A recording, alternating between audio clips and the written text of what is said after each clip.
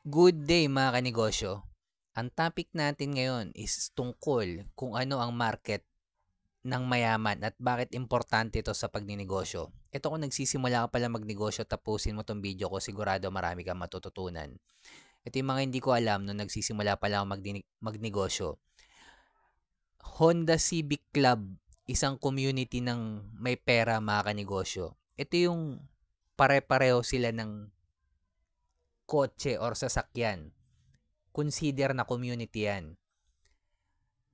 Bakit importante to sa pagninegosyo? Ako nga pala si Jepoy, isang negosyante. Isa rin akong DJ. Kung kailangan nyo pala ng DJ sa club, sa bar, sa event, message lang kayo dito sa page ko or comment lang kayo.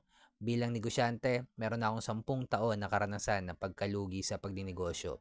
Tunay na negosyo lang tulad ng sari-sari store, barbecuehan, bilyaran, rental. Bakit importante ang community or market ng mayaman sa pagninegosyo? Mga kanegosyo, kahit nakapokus in one ka, nakapokus in one product ka, one service ka, pero kung nasa community ka or market ka ng mahirap or nagtitipid, walang masama sa mga nagtitipid na customer mga kanegosyo.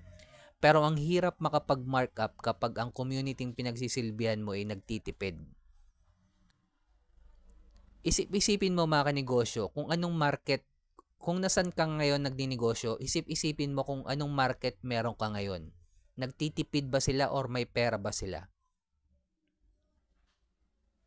Kung nagtitipid sila mga kanegosyo, ang hirap makapag-markup dyan.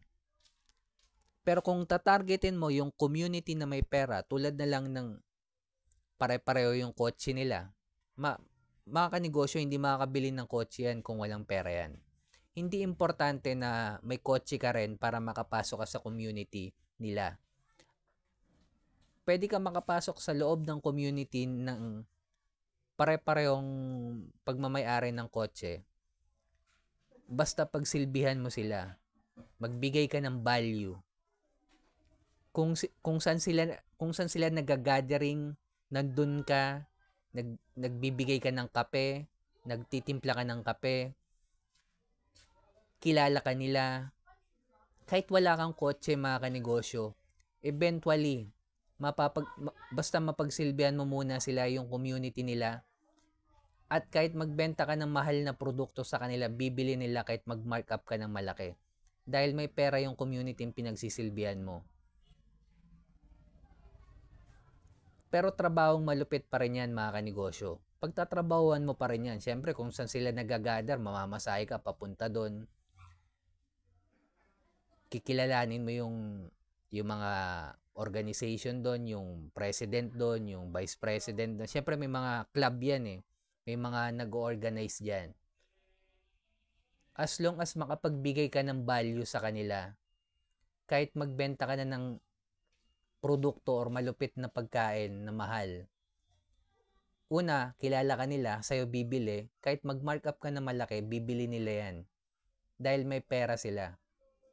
Kumpara kapag ang community pinagsisilbihan mo, madali lang magsilbi sa community ng masa or nagtitipid mga kanegosyo. Pero ang hirap naman makapag-markup kapag nandiyan ka sa community na yan. Walang masama sa kanila. Pagkakitaan natin yung community na may pera at mamigay tayo sa community nagtitipid. Kesa naman pagkakitaan natin yung mahihirap, mamigay tayo sa mayayaman. Mas mahirap yun mga kanegosyo. Hindi ka naman magnanakaw sa mayaman eh. May malupit na serbisyong kapalit, malupit na produktong kapalit, masarap na pagkain na kapalit. Hindi mo naman sila pagnanakawan eh. Ang maganda lang doon, kahit makapag-mark up ka ng malaki, ibenta mo ng mahal, bibili nila. Kasi meron silang pera. Ayan ang importansya ng community sa pagninegosyo or market ng mayaman. Kaya kung nagsisimula ka palang magnegosyo, hanapin mo muna yung community mo kahit wala ka pang produkto. At eventually, kapag napagsilbihan mo sila, malalaman mo rin kung ano yung kailangan nilang produkto or serbisyo. At ayun yung i-provide mo sa community na yun. Siyempre, focus in one pa rin. Kung nandiyan ka dyan sa community ng puro Honda Civic, wag mo nang pagsilbihan yung mga community ng nasa Toyota, ibang brand, or Lexus. focus pa rin. Focus in one pa rin. Focus in one community, focus in one product, focus in one services. Ang trabaho nun, kung marami kang community pinagsisilbihan, isa-isa muna. Isa lang muna. Kaya, focus in one, hanapin yung community ng may pera, scale up sa level 2 business model yan, applyan ng franchising, distribution, manpower, software, licensing. Panghuli, kailangan na natin gumawa ng original content dahil kasama na sa trabaho natin to bilang negosyante. Kung umabot ka sa dulo na video na to, subscribe ka naman sa akin, heart mo na rin to, comment ka lang, sabihin mo, Honda Civic. At kung dumadanas tayo ng pagsubok or struggle bilang negosyante, huwag natin kalimutan mag-pray kahit anong religion natin. Ingat tayong lahat. Peace.